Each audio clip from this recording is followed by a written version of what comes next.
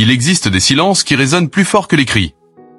Il existe des adieux qui, sans fracas, bouleversent le monde entier. Le 20 janvier 1993, une étoile s'éteint doucement dans le ciel paisible de Tolochnaz, un petit village suisse niché entre les montagnes et le silence. Ce jour-là, Audrey Hepburn cesse de respirer. Et avec elle, c'est une part de la grâce, de l'élégance et de la tendresse du XXe siècle qui disparaît à jamais. Elle avait connu la guerre, la faim, la gloire, l'amour, les ruptures. Elle avait conquis Hollywood sans jamais perdre sa discrétion. Elle avait bouleversé les cœurs sans jamais élever la voix. Dans un monde d'excès, elle fut une nuance. Dans une époque bruyante, elle fut un murmure. Sa mort, comme sa vie, fut marquée par la douceur. Pas de scandale, pas d'éclat, seulement la lente avancée d'une maladie contre laquelle elle s'est battue avec la même élégance que celle qui avait marqué chacun de ses gestes. À ses côtés, il y avait un homme, Robert Walder, son dernier compagnon, son amour tardif mais profond, son refuge dans les dernières années. Ce récit est celui de cette fin. De cette lumière qui s'est peu à peu tamisée. De cet amour discret qui a veillé sur elle jusqu'au dernier instant. De cette mort qui n'est pas un cri, mais un long soupir, une révérence ultime d'une femme qui n'a jamais appartenu qu'à la beauté du monde. Audrey savait. Bien avant que les médecins ne posent des mots sur la douleur qui rongeait lentement son ventre, elle avait compris que quelque chose en elle se délitait. Pas son cœur. Non, il avait déjà trop souffert pour céder si facilement. Mais son corps, ce corps frêle qu'on avait tant regardé, admiré, désiré, commentait maintenant ses adieux à voix basse. Le verdict est tombé en novembre 1992, cancer abdominal. Déjà avancé. Déjà trop tard. Pourtant, Audrey ne s'est pas effondrée.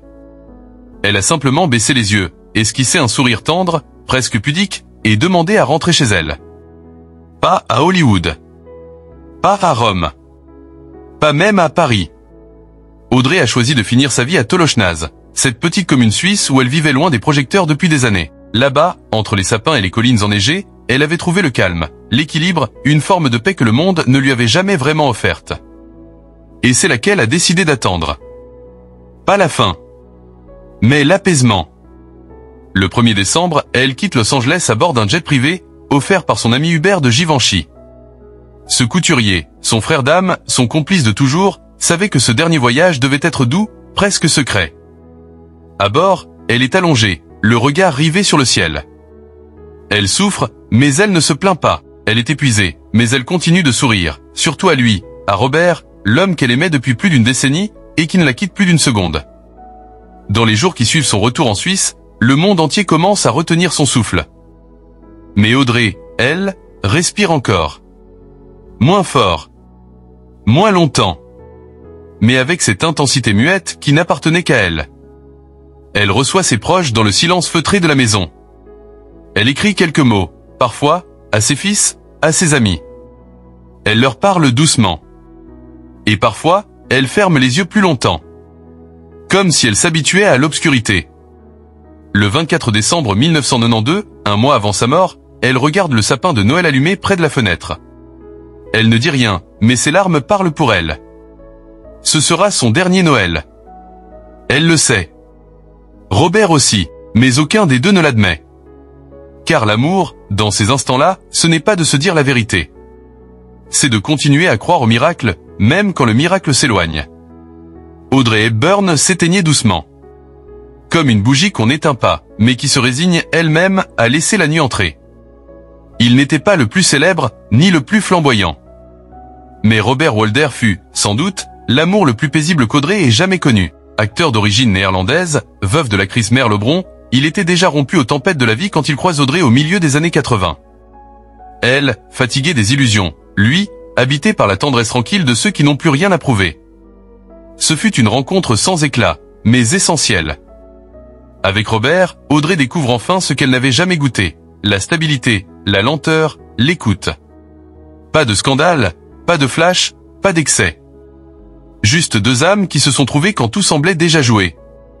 Il est son épaule, son refuge, son confident. Et lorsque la maladie vient, il devient bien plus. Son infirmier silencieux, son gardien de nuit, sa présence constante. Jusqu'au dernier souffle, Robert veille. Il ne s'exhibe pas. Il ne parle pas.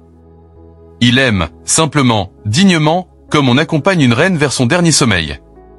Le 20 janvier 1993, À l'aube, dans cette maison silencieuse posée entre les montagnes suisses, le souffle d'Audrey Hepburn se fait plus lent, plus fragile, presque imperceptible. La chambre est baignée d'une lumière pâle. Pas celle des projecteurs, mais celle, timide, d'un jour d'hiver qui commence. Robert Walder lui tient la main. Il ne dit rien. Il sait. Elle aussi. Autour d'eux, le silence est total, comme si même le vent avait suspendu son souffle. Audrey, depuis plusieurs jours déjà, ne mange presque plus. Elle s'éteint, doucement, avec cette pudeur rare, ses grâces intactes, comme si même la mort n'osait pas être brutale avec elle. Elle ne lutte pas, elle ne supplie pas. Elle s'abandonne, les paupières closes, le visage amaigri mais apaisé. On dit qu'elle a souri juste avant. Un sourire imperceptible. Comme un remerciement. Comme un adieu sans bruit. Quand la nouvelle tombe, quelques heures plus tard, le monde s'effondre. Ce n'est pas juste une actrice qui meurt. C'est un symbole. Une figure. Un éclat de beauté, d'élégance, de générosité. Audrey n'était pas qu'un visage.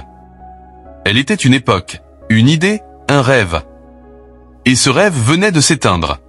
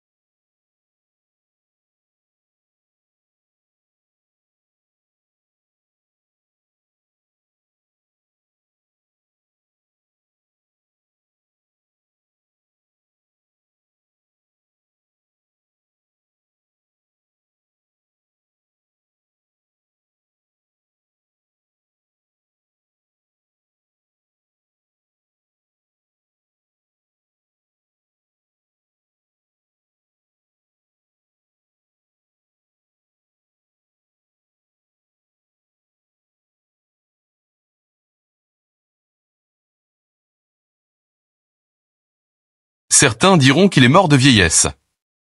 D'autres, plus sensibles, murmureront qu'il est mort d'amour. D'avoir trop attendu quelqu'un qui ne reviendrait plus. Ils ne sont jamais mariés. Ils n'ont jamais eu d'enfants ensemble. Et pourtant, leur lien fut peut-être plus profond, plus sincère que bien des unions. Il n'y a pas de pierre gravée de leurs deux noms. Mais quelque part, dans l'air de Suisse, dans l'écho d'un piano qu'elle aimait, dans l'ombre d'un fauteuil qu'il n'a plus jamais occupé, il reste la trace de quelque chose d'invisible. Un amour silencieux. Absolu. Et indestructible. Il y a des vies qui brillent comme des feux d'artifice. Bruyantes, éclatantes, brûlantes. Et puis, il y a celle d'Audrey Hepburn. Une étoile fixe, silencieuse, douce, mais constante. Elle n'a jamais cherché à conquérir le monde, elle l'a simplement touché. Par un regard. Par un sourire. Par une présence qui ne demandait jamais la lumière mais qui la rendait plus belle. Audrey n'était pas qu'une actrice. Elle était une mélodie. Un frisson. Un geste. Une silhouette frêle qui portait en elle toutes les blessures d'un siècle, et pourtant, qui n'a jamais cessé d'offrir de la douceur. Elle a survécu à la guerre, aux privations, à l'indifférence, aux ruptures. Et jamais, jamais, elle n'a rendu la douleur aux autres. Elle l'a transformée. En grâce. En bonté. En engagement. Car derrière la robe noire de Breakfast at Tiffany's, derrière les longs cils de Sabrina, il y avait une femme qui parcourait les déserts pour sauver des enfants. Qui pleurait chaque nuit à l'idée que la paix ne soit qu'un mot. Qui rêvait, simplement, d'un monde moins cruel. Moins dur. Et surtout, moins sourd à la douleur des plus petits. Et Robert, ce dernier amour, discret et fidèle, fut le témoin silencieux de cette fin digne. Il n'était pas là pour raconter leur histoire, mais pour la vivre. Il n'a pas crié son chagrin. Il l'a habité. Jusqu'à son propre dernier souffle. Dans ce duo d'ombre et de lumière, Audrey et Robert ont écrit une partition que peu ont entendue. Mais ceux qui l'ont écoutée ne l'oublieront jamais. Aujourd'hui, il ne reste plus que des images. Des films. Des interviews en noir et blanc. Des sourires capturés à jamais. Mais si l'on ferme les yeux, on peut presque l'entendre encore. Audrey, chuchotant à l'oreille du monde, « Ne soyez pas beaux, soyez bons ». Et c'est peut-être là, dans cette phrase, que réside l'essentiel. Ce qu'elle nous laisse. Ce qu'elle nous tend, encore. Alors souvenons-nous. Non pas d'une actrice. Mais d'une âme. D'une femme qui, dans un monde de bruit, a choisi le murmure. Et dont la mort fut, comme sa vie, une caresse. Un dernier soupir, enveloppé d'élégance. Si cette histoire vous a touché, si vous avez, vous aussi, ressenti ce frisson, cette émotion suspendue dans les mots et les images, alors n'oubliez pas de liker la vidéo, de vous abonner à la chaîne pour ne rien manquer des prochaines immersions, et de partager cette vidéo autour de vous. Parce que certaines histoires méritent d'être racontées. Et que certaines mémoires méritent de vivre, encore un peu.